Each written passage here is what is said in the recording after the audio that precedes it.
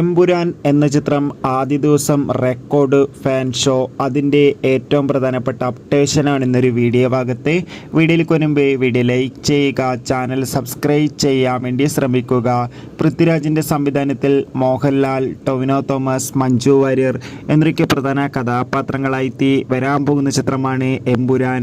എല്ലാ സിനിമാ പ്രേമികളും ഒരേപോലെയാണ് എമ്പുരാൻ എന്ന ചിത്രത്തിൻ്റെ ഓരോ അപ്ഡേഷനും അറിയാൻ വേണ്ടി ഏറെ ആകാംക്ഷയോടെ കാത്തിരിക്കുന്നത്. ചിത്രത്തിൻ്റെ ഒഫീഷ്യൽ ടീസറിനൊക്കെ മികച്ച അഭിപ്രായം തന്നെ സ്വന്തമാക്കാൻ വേണ്ടി സാധിച്ചിട്ടുണ്ടായിരുന്നു. എമ്പുരാൻ എന്ന ചിത്രം മാർച്ച് 27 തിയേറ്ററുകളിൽ എത്തുമെന്ന് കൺഫേം ആക്കിയിട്ടുണ്ട്.